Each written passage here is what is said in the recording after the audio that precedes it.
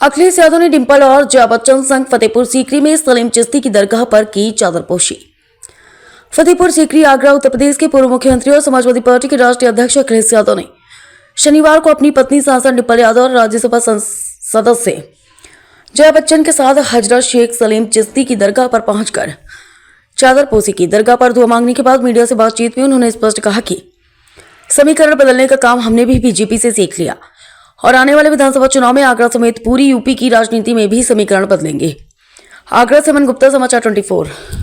यही सबसे बड़ी हमारे हिंदुस्तान की पहचान है कि हमारे अलग अलग जाति धर्म के लोग मिलकर के एक साथ रहते हैं।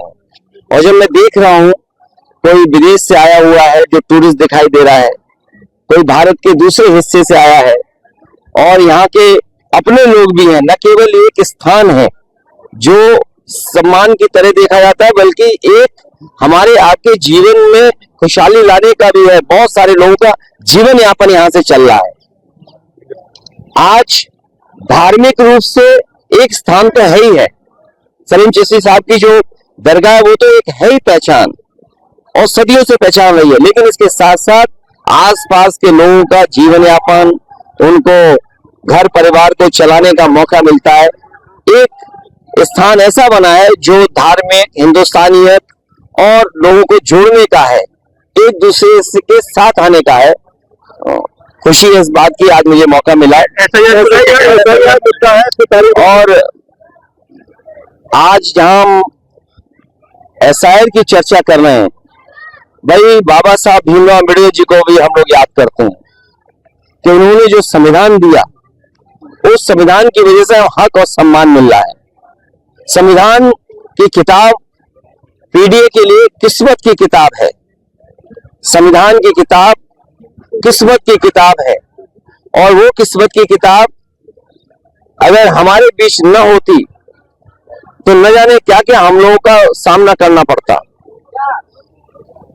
हमने देखा कि कई बार वो लोग जो वर्चस्ववादी हैं, ताकतवर लोग हैं, वो हमारा और आपका अपमान करते हैं। पीडीए के लोगों का अपमान किया है, यहां तक कि जूता तक फेंक दिया गया कोर्ट में, सुप्रीम कोर्ट में। यहां तक की घटनाएं हम लोगों को सुनने को मिलती है कि चेहरे पर न जाने क्या क्या लगा देते हैं और कितना अपमान हम लोगों को सहना पड़ता है। इसलिए संविधान की किताब पीडीए के लोगों की किस्मत की किताब है। ये हक सम्मान के साथ साथ हमें साथ चल करने का मौका देती है। यही है जो हमें आरक्षण देती है।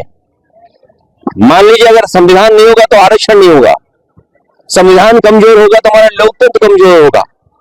और तमाम वो लोग लोकतंत्र को कमजोर करने जाते हैं जो एक तंत्री लोग हैं, मन विधान से चलना चाहते हैं, संविधान से नहीं चलना चाहते हैं। हम सब मिलकर के आज जब एसआईआर की चर्चा हो रही तो हमें अपना वोट बनवाना है। न केवल वोट बनवाना है, वोट कटने से बचाना है, वोट जोड़ना है। और जहां इलेक्शन कमीशन का काम होना चाहिए, ज्यादा से ज्यादा लोगों को वोट देने का अधिकार बने, वोट उनका बन जाए, वहीं हमें देखने को मिलता है कि एसआईआर के बहाने ये वोट काटना चाहते हैं। ये तो पहली बार सुनने को मिला है कि संविधान से बनी हुई संस्था वोट बनवाने से ज्यादा वोट कटवाने की चिंता कर रही है। और मैं तो कहूंगा एक एक नागरिक को जागरूक होकर के वोट बनवाना चाहिए। अगर वोट नहीं बनेगा तो हमारा संविधान कमजोर होगा, लोकतंत्र कमजोर होगा।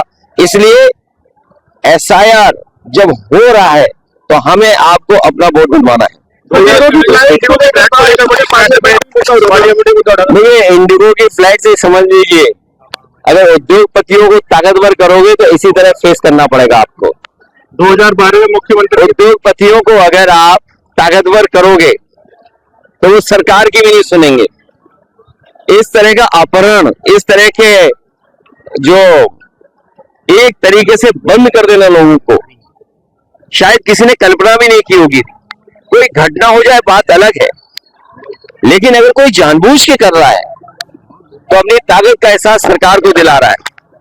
और सरकार ये समझ ले कि अगर उद्योगपति ताकतवर होंगे तो इसी तरह हमें आपको फेस करना पड़ेगा। सरकार ताकतवर हो, उद्योगपति ताकतवर ना हो, ये सरकार को सोचना चाहिए। इसीलिए जब आज हम बाबा साहब भीमराव अम्बेडकर जी को याद कर रहे हैं। जो उन्होंने संविधान दिया वो हमारी किस्मत की किताब है।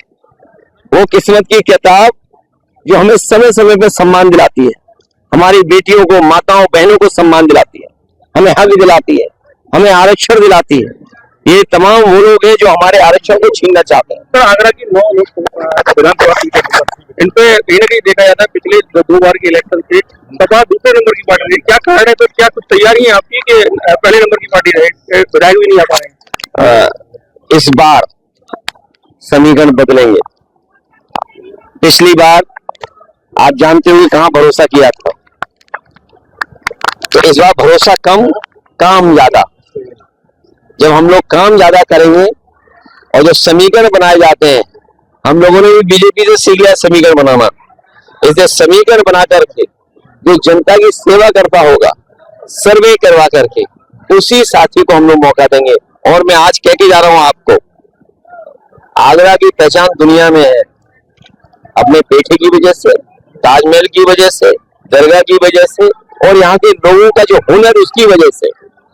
जो हुनर यहाँ के लोगों में है, चाहे वो इल्ले का काम हो, चाहे और जो चीजें करते हैं यहाँ पर, उसकी वजह से जो पहचान है। इस बार आगरा ऐतिहासिक परिणाम समाजवादियों के पक्ष में देने जा रहा है, क्योंकि आगरा के लोगों ने ये रियलाइज कर लिया है कि जो मेट्रो चल रही है वो समाजवादियों की देन है। वो आज भी दिल्ली लखनऊ वाली डबल इंजन वाले आगरा लखनऊ एक्सप्रेस वे से भी अच्छी सड़क नहीं बना पाए। ये जगह जहां हम लोग खड़े हैं, इतिहास ये बताता है, पानी न होने की वजह से उन्हें राजधानी बदलनी पड़ी। बताओ यमुना का हाल क्या है। यही देश के बीजेपी के लोग क्या कहते थे, बिहार से गंगा बह करके जाएगी बंगाल। मैं उन्हें कहना चाहता हूं कि इस बार उल्टी गंगा बहने जा रही है। लोग याद कर रहे हैं कि यमुना साफ हुई क्या नहीं हुई, गंगा साफ हुई कि नहीं हुई। और ये तो बड़े अपने वैसे धार्मिक लोग हैं, कहते हैं कि आचमन लायक पे यमुना बना दी है। आप बताओ किसी घाट पे कोई आचमन कर सकता है? और आगरा आते आते तो भाई पानी को भी नहीं पहचान पाओगे, नाली जैसा दिखता है। तो नाला लगता है हमें।